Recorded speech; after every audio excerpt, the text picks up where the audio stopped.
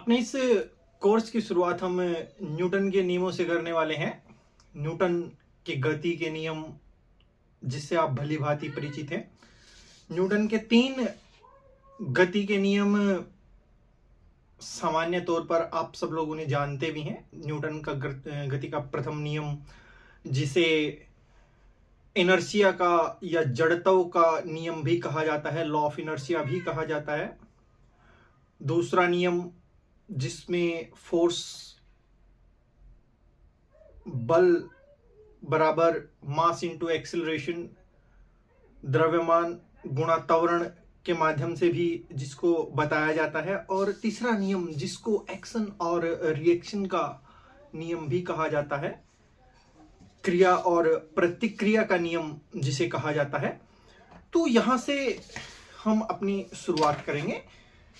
ये फिजिक्स के developing aspects में से एक था। 17वीं शताब्दी इस ड्यूरेशन में क्लासिकल फिजिक्स अपने चरम सीमा से बहुत तेजी से विकसित हो रही थी।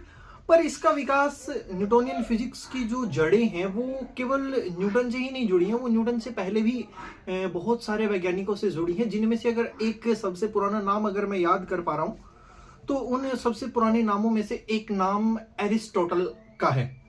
बेसिकली एरिस्टोटल का जो कार्य है वो किसी एक्सपेरिमेंट प्रयोगों के माध्यम से नहीं हुआ है। एरिस्टोटल ने अपने जो भी कार्य किए हैं, एरिस्टोटल ने नेचर की ऑब्जर्वेशंस से अपने कार्यों को किया है। नेचर में होने वाली घटनाओं को उन्होंने देखा है।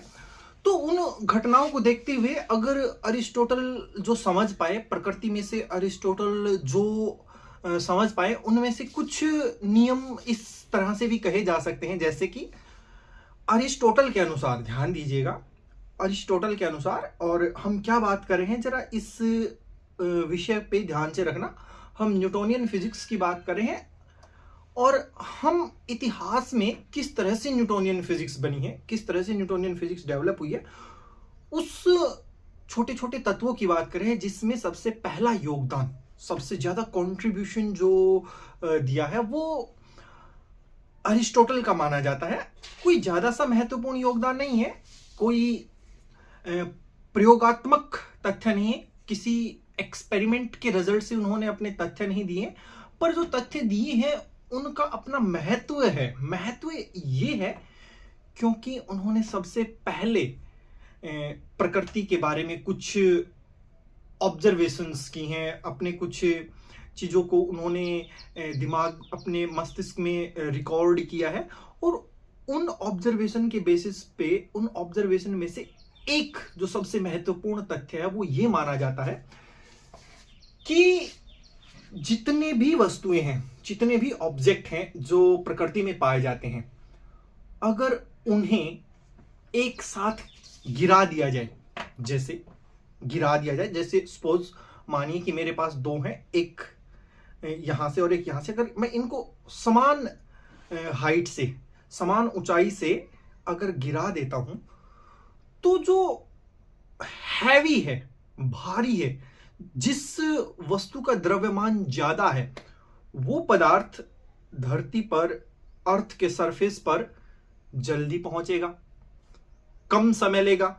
और जो हल्का पदार्थ है जिसका द्रव्यमान कम है, जिसका मास कम है, वो अर्थ के सरफेस तक पहुंचने में भारी हैवी मास वाले ऑब्जेक्ट के कंपैरिजन में कम समय लेगा।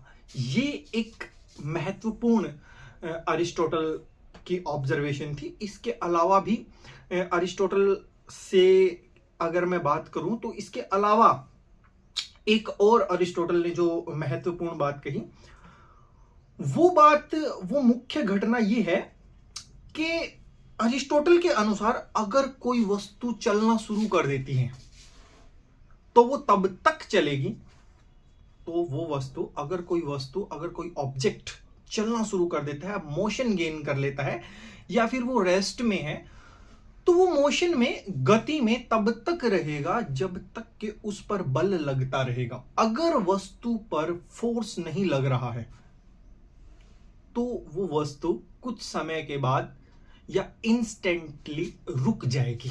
आप समझ पा रहे हैं? तो अगर आप समझ पा रहे हैं तो मैं एक बार दोबारा इसको रिपीट करने की कोशिश करता हूं कि अरिस्टोटल के अनुसार, अगर अरिस्टोटल की बात की जाए, अबे यार, अरिस्टोटल के अनुसार अगर बात की जाए तो अरिस्टोटल बात में ये कहते हैं, हैवी ऑब्जेक्ट्स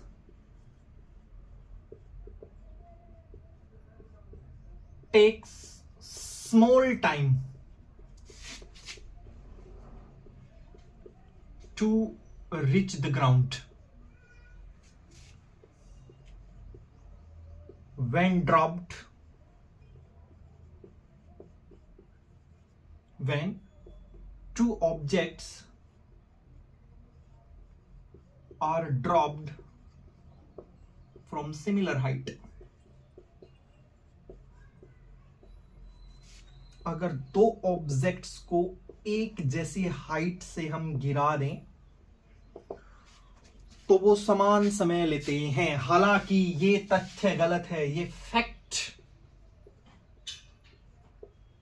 गलत है। इसको बाद में चैलेंज किया गया था। This was challenged by Galileo, और गैलीलियो ने कहा कि ऐसा नहीं है। कैसे चैलेंज किया गैलीलियो ने, वो बात हम आगे चल करके करेंगे। किस तरह से गैलीलियो ने कहा कि ये बात गलत है, वो हम आगे चल करके बात करेंगे। दूसरी जो महत्वपूर्ण बात हमें एरिस्टोटल ने बताई वो ये है कि कोई भी ऑब्जेक्ट तब तक चलता रहेगा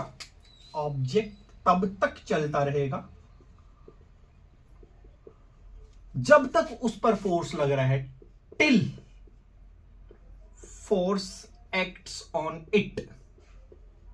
जब तक फोर्स इस पे लग रहा है तब तक चलेगा। जैसे ही आपने फोर्स लगाना बंद कर दिया वो चलना रुक जाएगा।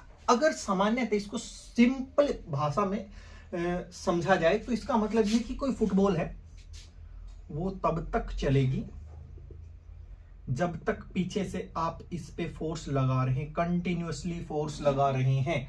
अगर फोर्स नहीं लगेगा, आप बल नहीं लगाएंगे, ये नहीं चलेगी। ये तथ्य भी गलत है आज के समय में ये तथ्य भी गलत है। लेकिन जिस समय अरिस्टोटल ने ये बातें बताई थी, इन्हें बिल्कुल सही माना जाता था, क्योंकि ये प्रयोगात्मक नहीं थे। उस वक्त जब इनका डिस्कशन, जब इनको बनाया गया था, जब अरिस्टोटल अपनी इन तथ्यों को बता रहे थे, उस वक्त ये प्रयोग, इनको सिद्ध करने के लिए प्रयोगात्मक साक्ष्य नहीं दिए गए थे।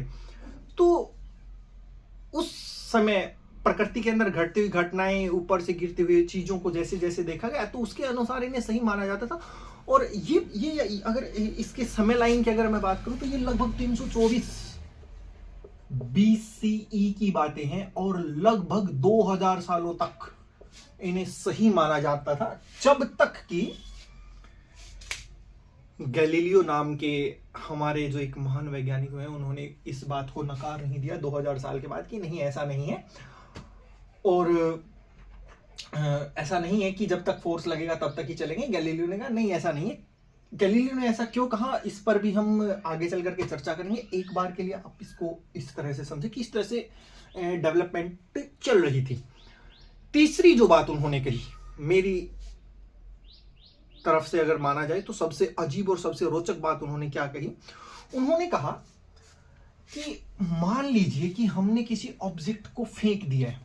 सपोज मैंने किसी ऑब्जेक्ट को थ्रो कर दिया है, इस तरह से फेंक दिया, यहां मेरा अर्थ का सरफेस है। तो उन्होंने ये कहा कि ऑब्जेक्ट पहले तो ऐसे सीधा चलता है, पहले ऐसे भागेगा और फिर सडनली ऐसे गिर जाएगा। कहने का मतलब ये है, गैलीलियो ने कहा कि हॉरिजॉन्टल मोशन और वर्टिकल मोशन, किसी ऑब्जेक्ट को अगर फेंक दिया जाए, हॉरिजॉन्टल मोशन और वर्टिकल मोशन वो अलग अलग एग्जिबिट करता है, एक साथ प्रदर्शित नहीं करता है, अलग अलग तरह से चलता है। वो पहले चलता है हॉरिजॉन्टल, जैसे ही बल खत्म हो गया, बल का प्रभाव खत्म हो गया, फिर वो जाएगा वर्टिकल, नीचे गिरेगा।